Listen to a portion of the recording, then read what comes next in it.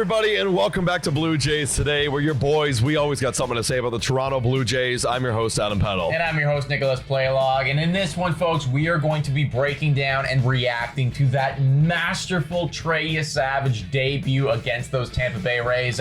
I mean, we were watching it all with you guys last night, and holy mother of God, the opposing hitters, they were lost. They were just completely baffled, befuddled, pick an adjective that you like, but they had no idea what on earth was going on. And this kid, after seeing that, I can safely say he looks legit. We're going to break that down, as well as some potentially scary updates surrounding Bo Bichette as well, especially considering we are only, 11 games out? 12 games out from the postseason. So please make sure to hit that like, smash that subscribe button, and of course, let us see your thoughts about all this in the comments down below. Let's start with Mr. Trey Yesavage, because on trade day, he popped. Oh. Yes, he did. I would give this guy's debut a solid A. The only reason why it's not A+ is because he gave up one earned run. But you set the Blue Jays franchise record in strikeouts with 9. You go 5 1/3, or no, excuse me, just 5+. He pitched into the 6th, which I was expecting. Oh, maybe he'll pitch in the 4th because that's what we were seeing down at AAA Buffalo. No.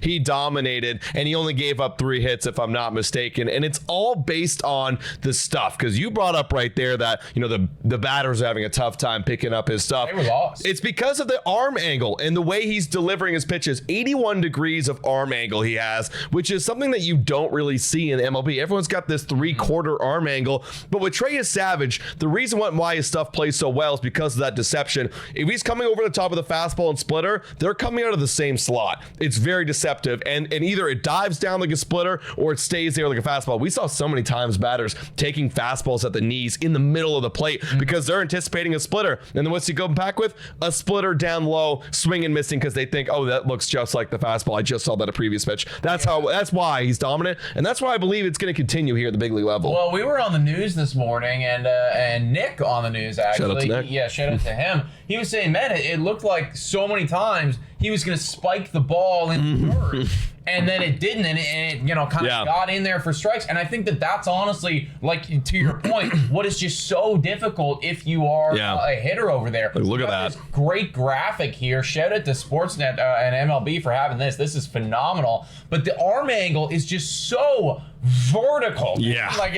The vertical break on some of these pitches is crazy. So if he hits you with a low fastball, and then he goes with the splitter, and that thing is a foot down from the zone. It's just so hard to differentiate, right? Like, how am I going to be able to know if that's in the zone or not in the zone? Because it's dropping anyway. It's tough. It's tough. It's so difficult. And you were saying to me last night, well, they're going to have to figure out and adjust like all these opposing batters. How do you get Trey Yesavage? How do you get to him? And I'm like, dude, at this point, we'll find out the truth later, but at this point, you just guess. Right. You just got to sit on a pitch and guess and hope you're right. But that's how dominant it was. And we got some stats to back up just how dominant he was.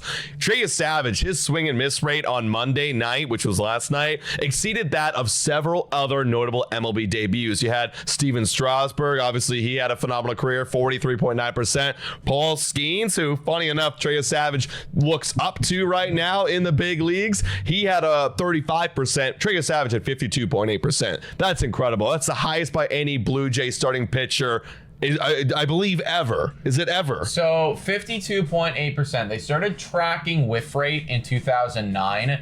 And since they started tracking it, now granted, this is for pitchers who have thrown 60 pitches, whether that be a starter or whether that be in relief. But if you've thrown 60 pitches in a Toronto Blue Jays uniform, you don't have a higher whiff rate than that. That's crazy. That is the highest whiff rate ever by a Toronto Blue Jays pitcher since recording this stat, right? So we don't know what Dave Steve did back in the day. But, since recording it, Trey Yesavage with his 52.8% whiff rate has the highest. And now it all stems, in my opinion anyways, from that splitter. That thing could honestly be growing into one of the sexiest and just most dangerous pitches in all of baseball. Yeah. He threw that thing 19 times last night. First off, not a single hit off of it. So that's obviously a great statistic right there. Nobody. How could you? How could you? It looks insane. It's really difficult to see that thing. Threw that thing 19 times. He had a whiff rate of 78.6%. So people were swinging and they were missing. And in fact, we did the math. That's 15 times. So he threw the pitch 19 times. Yeah. And somebody swung and they missed 15 out of those 19 times. That is fucking ludicrous. I don't know how you sit on that pitch and hit it. Like, honestly, I'm not sitting on that pitch. That's disgusting. I have to be sitting on the fastball, and to their credit, they got 2 hits off the fastball. But like, that was it. I mean, it's so disgusting. And again, backing up the point, why I think his stuff is ready to play at 22 years old.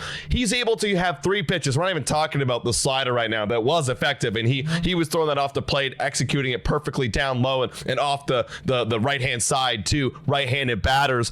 I mean, this stuff plays well. He's got 3 great pitches. He went 69 pitches. He probably could have went even more last night. For right now, Trey Yesavage looks like an absolute piece that they need to add in a postseason run. Yeah. And that's what I want to bring up next here is, where do you now put Trey Yesavage? The reason why they had him start is because they had this stretch of like no days off for a little bit. And then they want to kind of split up the veteran guys.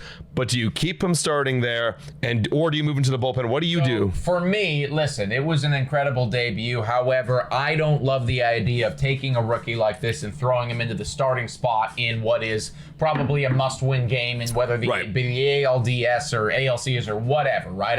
I just don't feel comfortable with that. As much as I love what he's doing, to go from starting in single A to 5 months ago to starting a postseason game, that feels a little too dramatic for me. Yeah. That being said, though, we were flirting with the idea on our live stream last night, talking about how, well, hey, maybe if Chris Bassett starts a ball game, maybe he goes 1-2 times through the lineup. Well, you want somebody to go a 3rd time through. How about Mr. Trey Yesavage, who looks completely different from everything Chris Bassett has to offer? Or alternatively, maybe you have an inning in the middle innings of the ball game. Maybe it's the 5th inning or something like that. There's a runner on. You desperately need a strikeout, and maybe you need somebody to go 1 or 2 innings longer than your just typical Brendan Littlewood. Well, there's Trey Yesavage. That's how I would like to utilize him, to execute kind of how we want to put him into those postseason opportunities. I just feel like it'd be irresponsible of us to put him into a starting spot. Yeah. That being said, though, he is one of the 14 best pitchers on this roster right now, and you got to find a way to utilize that crazy swing and miss stuff. Yeah, for me, he makes a postseason roster. I get it. It's only, 5 innings, but yeah, like you just mentioned, there's a reason why they brought him up, because they realized we need to go all in now. We're the #1 team in the AL. We have not been in this position in decades, the #1 team in the American League. So we got to cash in. No more waiting around for development. Screw that. Bring him up, because he is a top 14 in the Blue Jays organization. I'd even go even higher based on the way he was pitching last night. Yeah. Like, this stuff is there. Yeah. So Trey Yesavage debut, A on the report card right there. Genuinely just phenomenal stuff. And by the way, everybody, you can lock him into a starting spot for next year. Like, literally, it's going to be immediate. We were thinking to ourselves, a week ago, well, maybe in spring training. We'll audition. No. There's no audition anymore. If that was the audition, and he fucking nailed it. So he will be in the starting rotation at the beginning of next season. Let's transition and talk about some scary updates right here. Bo Bichette, he is out. He's on the 10-day IL. This was back on September, or I guess this was yesterday. He wrote an updated article, Keegan Matheson did.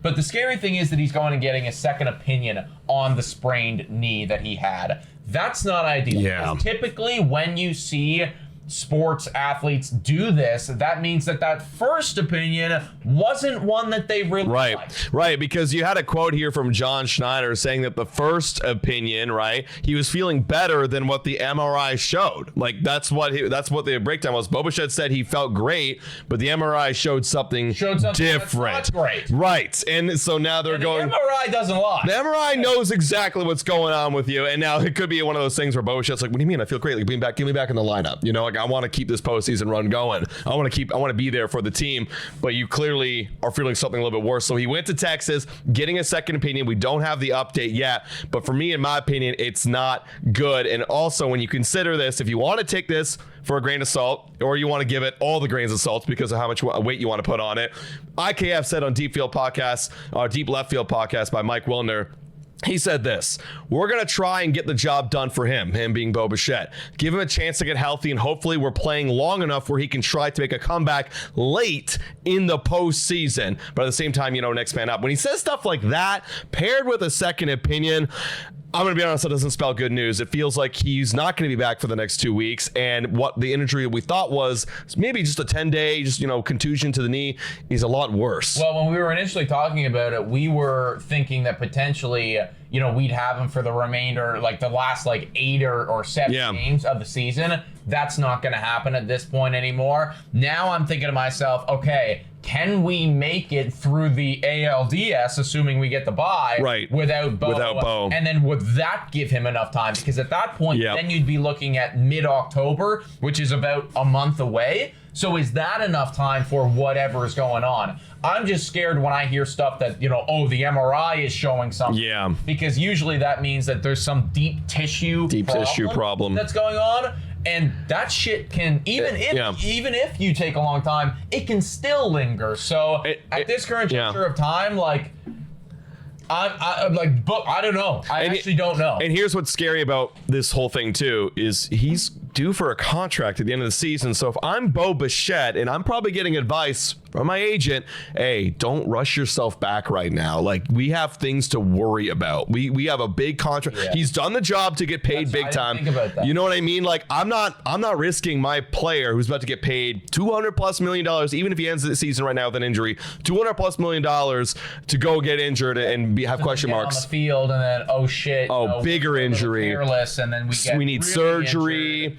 I don't like that going into a free agency. For all those people that are going to comment down below being like, well, he's got to be here for the postseason run. I hear that. I get that. Sign me now then. Sign me now then. 100%. That would be my argument if I'm Bo. You want me here? Give me the $200 million and I'll go play for you today, and I will do that. So, it's not an ideal place to be for, the Blue Jays offense right now, not having Bo Bichette. The good news, though, is that the pitching staff just got one big-time reinforcement. That's true. Folks, let us know your thoughts about all this in the comments down below. Please make sure to hit that like, smash that subscribe button. $4 a month, become a YouTube member. Shout thank you to all of our current YouTube members. You guys are amazing. Guys, thank you so much for watching. And as always, go Jays, go!